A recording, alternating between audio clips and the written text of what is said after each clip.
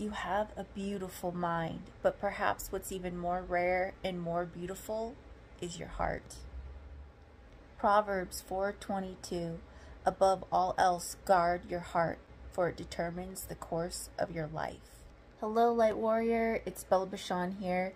The Holy Spirit was dropping in my heart the last couple days. Something about your mind. There's something brilliant about you. There's something beautiful about your mind. You have a beautiful mind. For some of you, I had the word savant drop in my spirit. And I looked that up, and savant is someone who is basically a genius, but only in a very specific area. So they could be like terrible at a lot of things, but basically a genius in one certain topic. And some of these people have experienced head injuries, which activate this savant syndrome, and some are, it's like a form of autism. So some of you have this savantness. It's this high level of intelligence in whatever it is that you do, this certain level of mastery.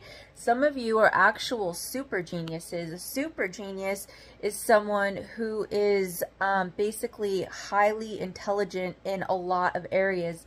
And I really feel that the Holy Spirit was letting me know that. And I can really notice that a high level intelligence just based off a lot of your comments. I'm just like, whoa, I have some like really amazing people like commenting on my channel or on God's channel here. But so you're very brilliant. You have a beautiful, beautiful mind.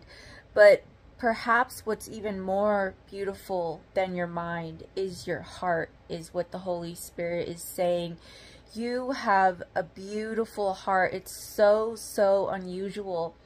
And I got this word confirmed because I had written down, I wrote down, you have a beautiful mind, and I wrote down brilliance. And then last night I was watching this movie called, it's called Believe Me, the Lisa McCavie story.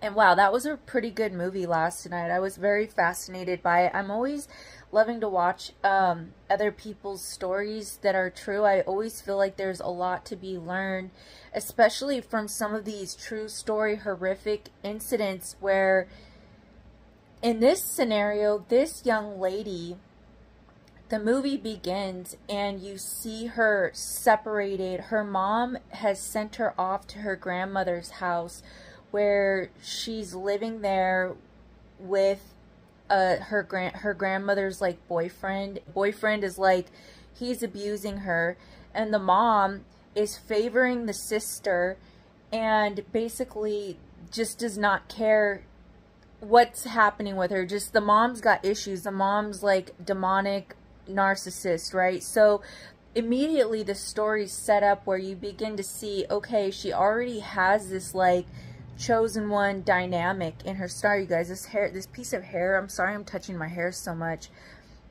She already has this chosen one dynamic where she's been segregated. She's been through so much abuse, so much trauma. She, you know, it's a very sketchy background that she's coming from. And so she already has this certain level of abuse that she's used to dealing with. And then she's working at this little donut shop late night, and she gets basically she gets kidnapped by a serial killer rapist. And the thing about this girl is she has a brilliant mind. And not only that, this young lady, she never, after all the abuse that she's went through, she always was a sweet girl. She never let her heart go cold. And so she ends up, her brilliance, when she's being kidnapped, she's got this blindfold over her, and she's like looking through the bottom of the blindfold and like taking notes so that she can basically tell the police what's happened to her, like if she's able to escape. And she's so emotionally intelligent, which, you know, a lot of chosen ones gain this level of emotional intelligence through the betrayals that they go through the abuse and the basically just being, you know, left to deal with things on your own. It's a level of survival that almost is a gift. In any way it served her in this movie. And so she's able to, in the movie it shows her like, it's like she's got the Holy Spirit in her mind giving her memories of how it's like little things to say to this guy to get him to comply with her a little bit so she can survive. So she ends up escaping and nobody will believe her. She runs home and nobody, everyone, the mom and the grandma and everybody's just talking crap on her. Nobody will believe her. Another like chosen one type of scenario. And so finally, because they had reported to her, the police, and the police are like, okay, she's home. And they're like, well, what happened to her? And the grandma's like, well, she's claiming she was kidnapped. Like, just such a silly story. And the guy's like, okay, well, we're probably gonna need to like have her come in. So she goes in, and all these nasty people are like, they're like, how would you remember those kind of details? Like, have you been watching too many police shows? Basically, like, her brilliance and her brain and her intelligence and what she noticed is so unusual. They think she's a liar. And so finally one guy comes in, and he's the only one that will believe her. And it goes through the story basically. And long story short, it's because of her brilliant mind, her courage, her bravery, and her kind heart that she was able to, one, escape this serial killer, two, notice all kinds of little tiny details while she was under this super intense, severely, highly stressful, traumatic situation.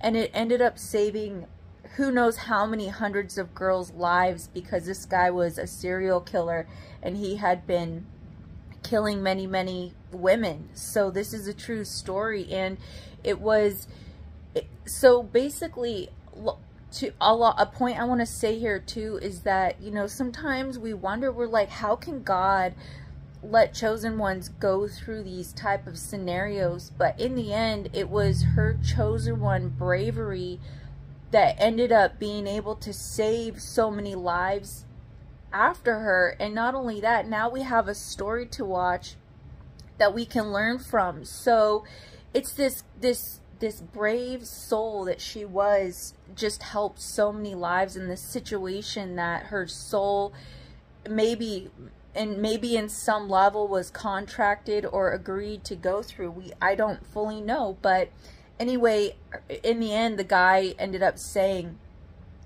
I think I might have already said it, but just, it's her brilliance and her courage in this brave little girl. Many of you are like this brave young lady, and even the guys out there, you guys are brave, you guys are brilliant, and you guys have kept your heart pure. And the funny thing too about this movie is, in the end, when the serial killer got caught, even he said that there was something special about this young lady. It was the only one that he didn't kill, and he said she was different than all the rest, and there was something special about her. So there's something special about you, and it's the fact that you have a very, very powerful mind, and you also have even more big is your powerful heart. But the fact that they're coherent together is what makes you a very, very powerful creative in the kingdom, for the kingdom of Christ. Because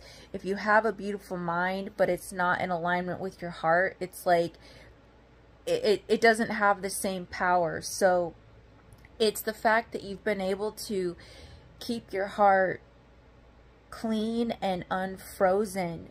Like, I heard the Madonna song this morning, you're frozen when your heart's not open. So you guys have kept a beautiful heart. You have a beautiful mind. You're very unique and special.